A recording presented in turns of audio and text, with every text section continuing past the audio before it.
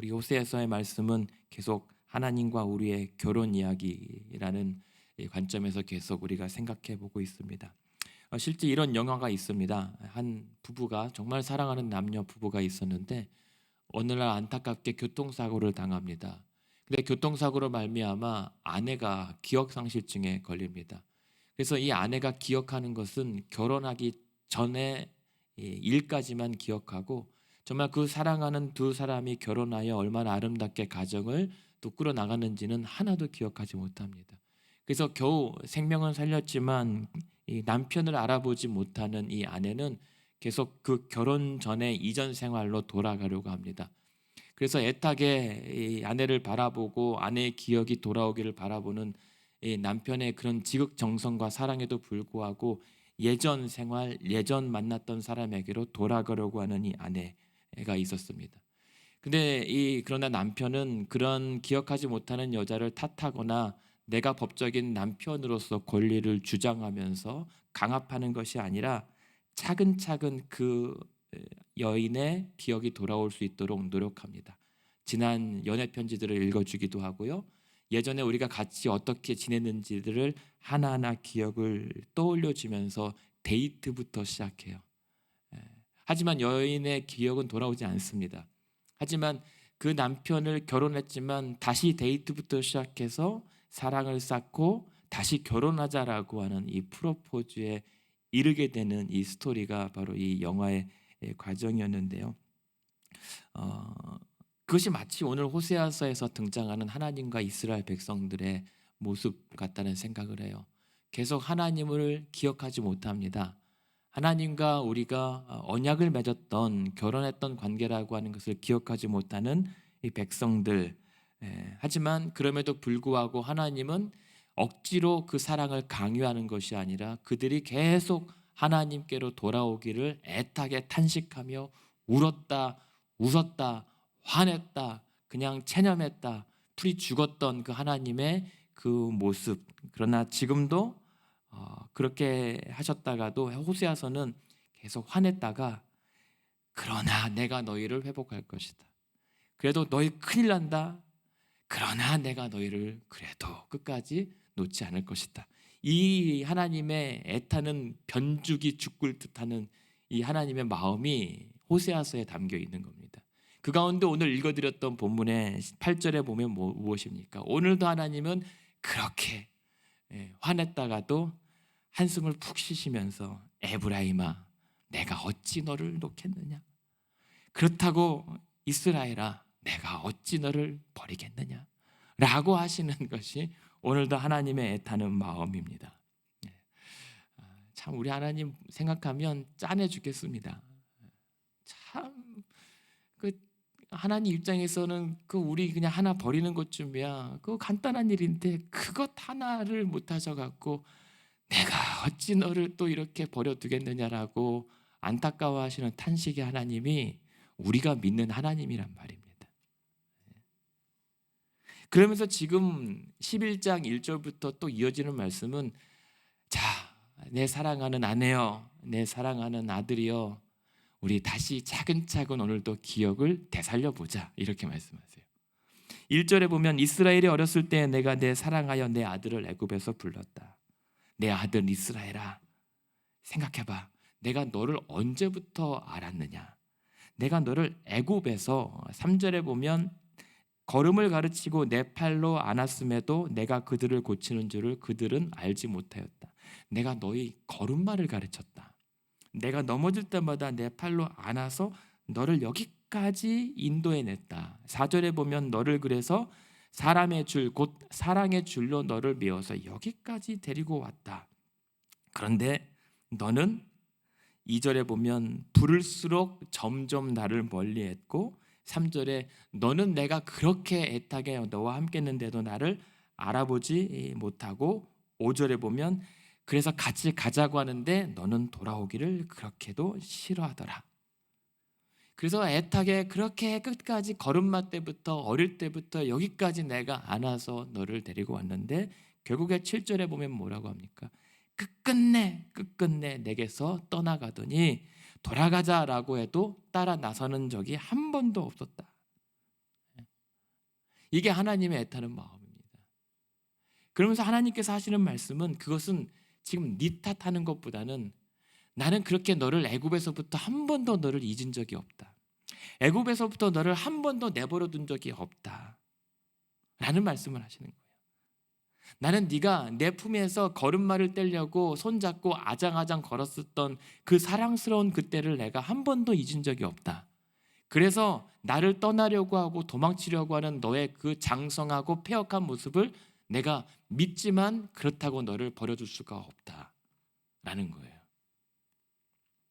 근데 하나님께서 애굽에서부터 이스라엘 이 백성들을 왜 택했습니까? 왜 이렇게 하나님께서 사랑하여서 버리지 못하십니까? 이유는 없습니다. 가장 하나님께서 이스라엘 백성들을 택했던 이유는 뭡니까? 너희가 가장 힘없고 작은 족속이기 때문이에요. 그 말은 뭡니까?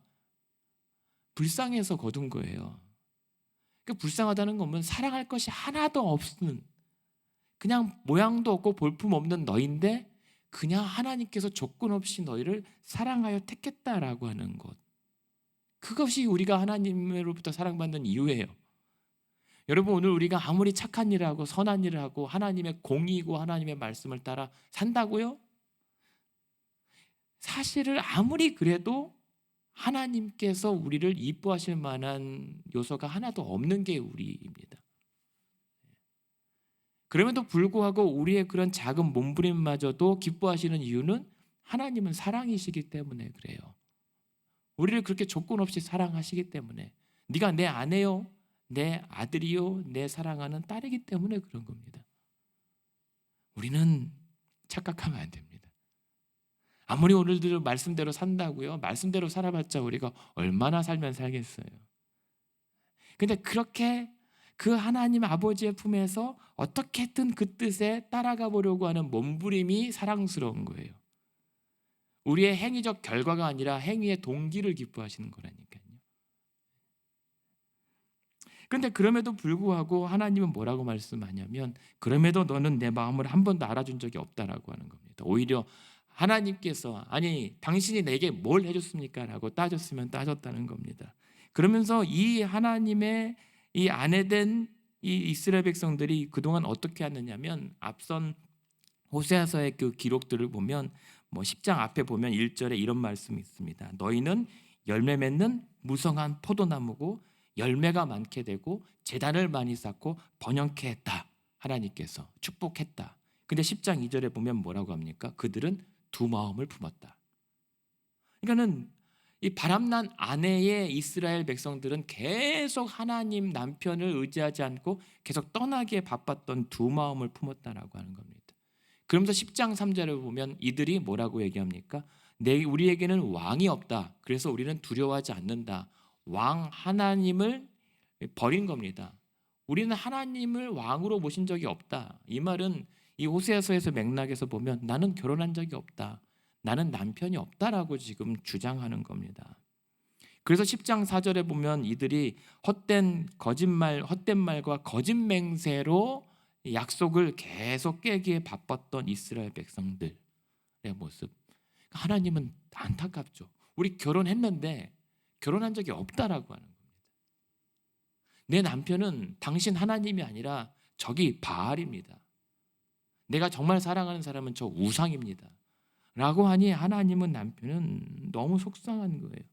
그러면서 8장 11절 앞으로 거슬러 가면은 이 사람들이 어떻게 하냐면 그 하나님의 애타는 심경에도 불구하고 8장 11절에 보면 죄를 위하여 제단을 많이 쌓아요. 그러면서 이것이 하나님을 위한, 내 남편을 위한 제단이라고 쌓는데 오히려 그 제단이 11절에 보면 범죄하는 제단이 됩니다.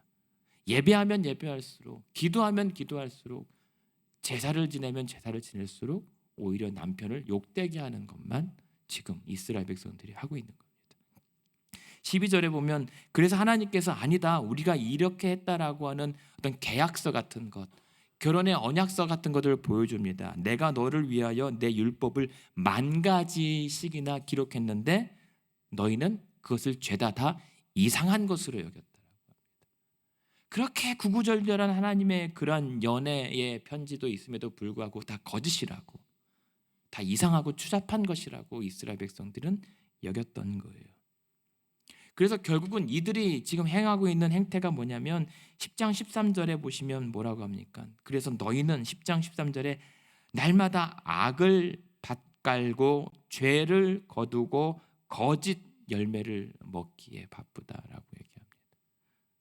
그러니까 날마다 하는 생활이, 날마다 하루하루 하나님 앞에 감사합니다라고 사는 그 성도의 삶이 결국은 악을 밭을 갈고 죄를 거두어서 거짓의 열매를 따먹는 것이 그 하나님 백성들의 모습이었다라고 하는 겁니다. 그러면서 10장 13절에 보면 왜 그러냐면 너는 결국 나 하나님 여호와가 아니라 너의 길과 너의 용사의 많음을 계속 의지하고 있기 때문에 돌아올 줄 모르고 있다. 그래서 결국 이들의 운명은 어떻게 됩니까? 10장 15절에 너희의 이러한 큰 악으로 말미암아 너희는 새벽에 정녕 망할 것이다.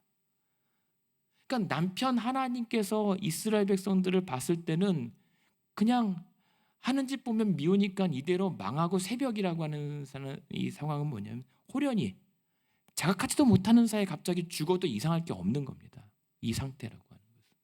그러니까 이미 죽은 상태예요. 영적인 코마 상태에 빠져 있는 게 이 아내된 이스라엘의 모습이었습니다. 그러한 모습을, 그렇게 죽어가는 아내를 보면서 탄식하는 게 오늘 다시 본문으로 8절에 보면 내가 너를 어떻게 두겠느냐, 놓겠느냐, 포기했느냐라고 하는 것은 내가 어떻게 이렇게 죽어가는 너를 모른 척할 수 있겠느냐라는 겁니다. 8절 중반에 아드마와 스보임 같이 두겠느냐라고 하는 것은 소돔과 고모라처럼 하나님의 심판으로 멸망한 이 지역을 말합니다. 그렇게 소돔과 고모라처럼 네가 재앙으로 죽어가는 것은 나는 볼 수가 없습니다. 그러니까 이 죽어가는 아내를 보면서 하나님의 마음이 어떻게 되냐면 8절 후반에 보면 내 마음이 그래서 내 속에서 오히려 긍휼이 온전히 불붙듯 뜨거워진다라고 얘기합니다. 그냥 속상해요. 막 마음이 짠하고 슬프고 애통합니다. 이 역설이죠. 오늘도 하나님 앞에서 우리의 마음이 그렇게 짠하고 아련하고 괴롭고 비통해야 되는데 우리 마음은 멀쩡하고 하나님은 지금 맹렬하게 그 안타까움으로 마음이 뜨거워진다는 거. 근데 그 뜨거움이 오죽 뜨거우면 이제 뜨거움도 식을 정도로 이제는 무단해지는 겁니다. 9절에 보면 그러나 나의 뜨거운 마음이 나의 맹렬한 진노로 나타나지 않을 것이다. 내가 다시는 에브라임을 멸하지 않고 내가 하나님이여 사람이 아니라 내 가운데 있는 거룩한 자니 진노함으로 내게 임하지 않을 것이다. 내 마음은 불붙듯 뜨겁지만 이것을 진노의 불로 이어가지 않게 할 것이다. 오히려 내가 너를 죽게 내버려 두지 않겠다라고 하는 하나님의 다짐으로 이어져요. 오히려 그 진노를 꺼뜨립니다. 그러니까 지금 이 모습이 뭐냐면요. 말 안 듣는 자식 막 매질을 하잖아요. 종아리를 때리잖아요. 근데 때리다가 말도 안 듣고 정신도 못 차리고 그게 무슨 의미인지도 모르는 그 그냥 멍한 이 자식을 때리다가 안 되니까는 그냥 꼭 껴안고 펑펑 우는 하나님의 모습이라니까요. 하나님이 지금 우리를 꼭 껴안고 펑펑 울고 있다니까요. 정신을 못 차리고 그 하나님을 깨닫지 못하는 그 하나님 아버지의 마음을 몰지 못하는 그냥 우리를 그냥 꼭 껴안고 그냥 울고 있는 내가 어떻게 하면 좋겠느냐. 지금 호세아서에서 계속 이번 주에게 우리에게 주시는 말씀이 무엇입니까? 내가 너에게 어떻게 하면 좋겠냐? 내가 어떻게 하면 돌아오겠니? 이게 안 되는 거예요. 그러니 오늘은 내가 어떻게 그런 너를 죽도록 내버려 둘 수 있겠느냐? 그러니까는 지금 이 모습을 보면 우리는 화가 나요. 대체 이스라엘 백성들은 진짜 대체 정신이 어디에 있는 건지 이 정도면 돌아와도 될 법한데 이스라엘 백성들이 돌아오지 않는 모습을 보고 화가 나고 한심합니다. 근데 오히려 이 이스라엘 백성들은 그냥 뭐 멀쩡해요. 근데 그게 우리가 유대인들을 바라보는 마음으로 그냥 그것이 아니라 지금 하나님이 저와 여러분 우리 성도들과 교회들을 바라보는 애타는 마음이라고 생각한다면 우리가 멀쩡할 수가 없어요. 우리도. 그러니까 우리는 이 요나가 저 아수를 말명해가는 것을 남일처럼 얘기하잖아요. 근데 유대인도 남들처럼 얘기하잖아요. 우리 마음도 똑같아요. 남들처럼 얘기하는데 이 이스라엘의 이야기는 오늘 우리 자신들의 이야기입니다. 하나님께서 우리를 내려다보시는 안타까워하는 마음. 근데 다행인 것은 뭔지 아십니까? 9절에 정말 우리를 위로하는 말씀이 뭐냐면 중간에 보십시오. 내가 다시는 멸하지 않을 건데 그 이유가 무엇입니까? 왜냐하면 내가 하나님이요 사람이 아니기 때문이다라고 하는 겁니다. 하나님이 사람이 아닌 게 얼마나 다행인지 모릅니다. 만약에 하나님이 사람 같은 존재였으면 우리는 멸망하고도 몇 번 죽었습니다. 근데 하나님은 사람이 아니라 하나님이십니다. 이 사실이 우리를 살려주시는 거예요. 하나님은 사랑이시고 사람은 아니라 사랑이시기 때문에 하나님께 있어서는 용서하지 못할 죄가 없다는 말이에요. 못 받아들일 죄인이 없는 거예요. 그게 다행인 거예요. 그게 우리를 구원하게 하시는 거예요. 그래서 오늘 그렇게 화가 나는데도 진노함으로 너희를 죽이지 않겠다라고 하는 거죠. 오히려 11절에 보면 뭐라고 얘기합니까? 10절에 보면 우리 바보 같은 하나님, 10절에 그렇게 말 안 듣는 거 알면서도 그들은 내가 한번 소리를 좀 크게 내면 여호와를 다시 나를 따라올 것이다. 또 기대하세요.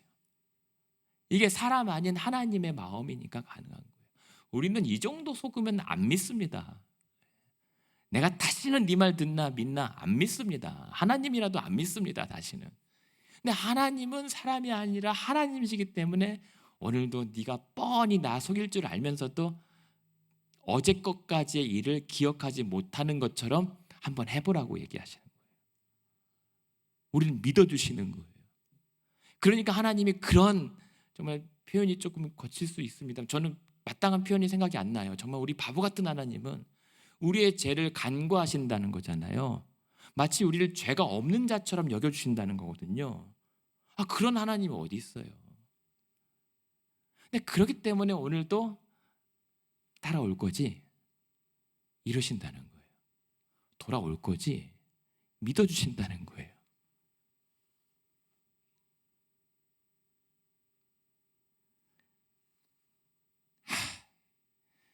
우리 하나님 불쌍해 죽겠어요. 그런 나를 왜 오늘도 그렇게 바보같이 믿어주시는지. 그래놓고 뭐라고 하시냐면 11절에 보면 그렇게 이번에도 따라와서 내가 어떻게 해서든 그들의 집에 머물게 할 것이다.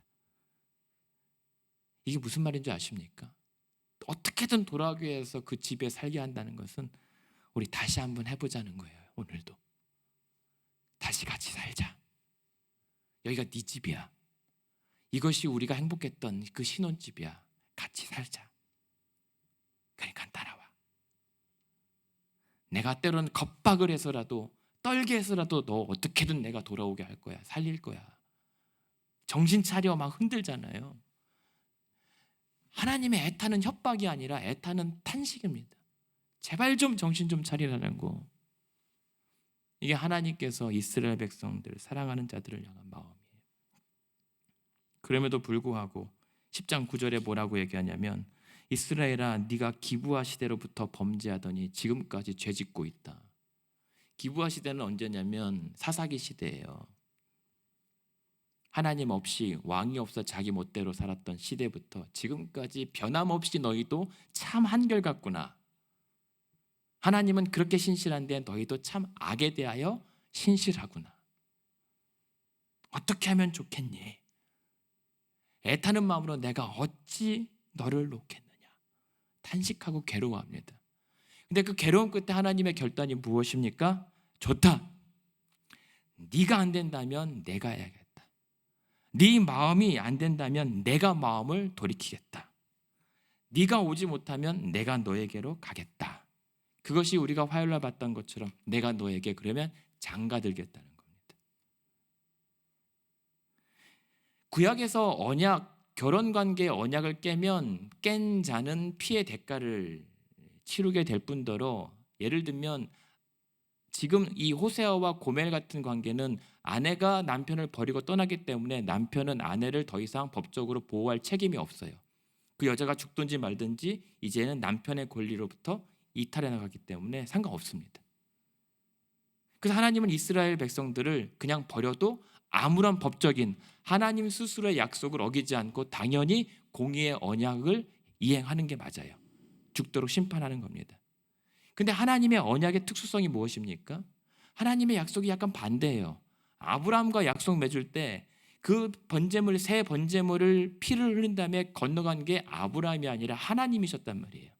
그러니까 하나님과 우리의 언약의 특수성은 뭐냐면 약속을 안 지킨 사람이 피의 대가를 치러야 되는데 그 피의 대가를 하나님이 지시겠다라고 약속하신 게 이 언약이란 말이에요. 그러니까 하나님은 지금 이 아내를 살리는 것이 자기의 목숨을 걸고 살리는 거예요. 지금. 어차피 이대로 약속을 이스라엘 백성들이 깨도 자신이 지기로 책임졌으니까, 약속했으니까. 그래서 뭡니까? 결국에는 이 내가 너를 어찌 죽도록 놓겠느냐라고 했을 때 하나님은 좋다. 네가 아니라면 내가 대신 죽겠다. 내가 대신 죽어 너를 살리겠다라고 하는 하나님의 결단으로 가신 거예요. 그게 십자가의 프로포즈죠. 십자가에 자신을 내어 던져 죽여버리시는 것이 이 이스라엘 백성들을 살리는 길이었단 말입니다. 그래서 십자가에서 예수님께서 어찌하여 나를 버리시나이까 라고 하면서 버림받는 대신 우리가 버림받지 않고 살아난 거예요. 그러니 우리 하나님의 그 마음이 얼마나 오죽했으면 그렇게 십자가까지 비참해지시겠습니까? 사실 오늘도 몇만 번씩 하나님의 마음은 비참해졌을 텐데 예수 그리스도의 십자가의 그 사건 한 번으로 우리가 그래도 괜찮아 해 볼 수 있는 근거가 생긴 겁니다. 근데 여러분 착각하시면 안 돼요. 십자가 사건으로 우리를 구원해서 하나님의 마음이 괜찮다라고 생각하면 안 됩니다. 하나님은 어쩌면 오늘도 비참하실 겁니다. 애통하실 겁니다. 그럼에도 불구하고 십자가의 언약으로 우리를 오늘도 내버려 두실 수가 없는 겁니다. 우리가 악으로 치닫는 것을 어찌 내가 버려둘 수 있겠느냐 탄식하는 겁니다. 그래서 오늘도 하나님께서 저와 여러분에게 부탁하시는 게 뭐겠습니까? 제발 좀 돌아오라. 돌아오기만 하면 된다. 여러분, 기독교 신앙은 구원을 이루는 종교가 아닙니다. 구원을 위해서 존재하는 종교가 아니에요. 왜냐하면 구원은 하나님께서 이미 이루어 두셨기 때문에 기독교 신앙은 그 구원받은 자들이 하나님께 돌아오는 신앙인 겁니다. 여러분의 어떤 신앙 행위가 여러분의 구원을 담보하지 못해요. 자꾸만 실적과 행위와 교회를 세우는 것, 전도를 많이 하는 것, 헌금을 많이 하는 것으로 구원을 이룬다라고 착각해서는 안 됩니다. 그와 상관없이 우리는 그 하나님의 애타는 그 탄식 때문에 사람이 아닌 하나님으로 인해서 우리는 구원을 이미 받았어요. 그래서 구원받은 자들이 교회를 세워가고 신앙생활을 한다는 것은 그 하나님의 은혜를 기억해내고 떠올리는 것이 신앙인 거예요. 그 기억 때문에 가만히 있을 수 없어서 교회로 모이고 예배하고 기도하는 거예요. 우리가 100일 기도하고 40일 기도해서 하나님의 마음을 감동시키는 것이 아니라 이미 나를 내버려둘 수 없는 그 하나님 사랑에 이끌려서 100일이든 1000일이든 평생 기도할 수밖에 없는 게 우리 기독교 신앙인 거예요. 그러니까 오늘도 기독교 우리의 여러분의 신앙, 우리의 신앙은 하나님께 돌아가는 게 우리의 오늘 본분입니다. 그래서 12장 6절에 보면 뭐라고 얘기합니까? 그런즉 너희 하나님께로 돌아오라. 그런데 5절에 보면 뭐라고 해요? 여호와는 만군의 하나님이시라. 여호와는 그를 기억하게 하는 이름이라. 하나님을 기억하며 계속 돌아가는 거. 그래서 오늘 우리가 저와 여러분이 해야 될 하루의 최고의 이 이름 무엇입니까? 하나님을 기억하는 겁니다. 그래서 3절에 야곱이 얘기하게 나오잖아요. 야곱이 형의 뒷발꿈치를 잡고 힘으로는 하나님과 겨루어, 4절은 천사와 겨루어 이겼는데 거기에서 하나님이 만나셨다라고 하는 것은 무엇입니까? 돌아와서 나를 기억하여 떠올리기만 해봐라. 내가 져줄게. 내가 져줄게. 너의 죄와 너의 못남을 기억하지 않을게. 다시 살자. 이것이 오늘 이스라엘 백성들에게 그리고 저와 여러분 새 이스라엘인 교회와 성도들에게 하시는 하나님의 말씀. 내가 너를 버려둘 수 없다. 내가 너를 이대로 둘 수는 없다. 제발 돌아만 와다오. 그래서 결론은 무엇입니까? 우리가 잘 아는 말씀 10장 12절에 그러므로 너희는 자기를 위하여 공의를 심고 인애를 거두라. 너희 묵은 땅을 기경하라. 지금이 곧 여호와를 찾을 때니 그때는 마침내 여호와께서 오사 공의를 비처럼 너희에게 내리시리라. 공의를 거두라. 묵은 땅을 기경하라. 놀리는 땅, 죽은 땅, 영적인 코마 상태에서 제발 좀 깨어나다오. 제발 반응만 해도 좋다는 거죠. 기억상실에 누워있는 아내를 남편이 바라보면서 반응 없는 그 영코마 상태의 그 사람에게 바라는 게 무엇입니까? 내 얘기 듣고 있는지 그냥 반응만 해주는 것만으로도 기쁜 거예요. 그래서 깨어나서 나를 알아만 주는 것도 기쁜 거예요. 그러한 죽었다 살아난 사람에게 바라는 게 너 왜 어제 나한테 그랬어? 서운한 거 따질 게 아니거든요. 하나님은 오늘 저와 여러분에게 그걸 원하세요. 어제 직전까지의 그러한 나의 못된 그 죄악들을 너 왜 그랬니 정죄하는 게 아니라 제발 반응만 해다오. 나 여기 있다. 나를 좀 알아만 다오. 그것이 하나님의 오늘 애타는 마음이고 사랑입니다. 결론은 기독교는 그래서 하나님의 구원을 위해서 존재하는 게 아니에요. 구원받은 우리가 하나님과의 관계를 회복해 나가는 것, 그리고 하나님과의 관계를 아름답고 충실하게 맺어가는 것이 기독교 신앙인 겁니다. 여러분 오늘도 정죄받을까 봐 지옥 갈까 봐 두려워서 믿지 마세요. 바울이 그랬잖아요. 오라 나는 곤고한 사람이로다. 누가 나를 이 사망의 몸에서 나를 건져내 줄 것이다. 이 말은 뭔지 아십니까? 나는 도무지 죽을 수밖에 없는, 구원받을 자격이 없는 자입니다. 탄식하는 겁니다. 나는 구제불능입니다. 근데 하나님의 은혜를 생각해 보니까 갑자기 탄식하다가 감사가 터져 나와요. 왜요? 어떤 것도 우리를 주 예수 그리스도 안에 있는 하나님 아버지의 사랑에서 끊어낼 수가 없다는 사실을 깨닫는 순간 감사가 터져 나오는 겁니다. 그게 오늘 우리의 신앙인 거예요. 그래서 다시 한번 그 하나님 아버지에게 한번 나아가 보는 것. 부끄럽고 염치 없지만 뻔뻔하게 그 하나님 아버지의 사랑이야 오늘도 기대 보는 것. 그래서 오늘도 죄의 묵은 땅을 갈아엎고 십자가 예수 그리스도의 이름 붙잡고 기도할 때 떠올라지고 기억해내는 것. 아, 우리 남편 대신 예수 그리스도, 나의 신랑 대신 예수 그리스도가 오늘 내 곁에서 나와 함께 이 길을 가는 것. 그렇게 기도할 때 오늘도 하나님께서 이 땅을 보면서 내가 어찌하면 좋겠는지라고 하는 그 음성의 탄식을 듣고 저 여러분이 오늘 온종일토록 매 순간 모든 만남 모든 결정마다 우리를 향한 하나님 아버지의 사랑과 그 은혜의 기억들과 감각들이 되살아나는 그런 하루 되기를 주님의 이름으로 축원합니다.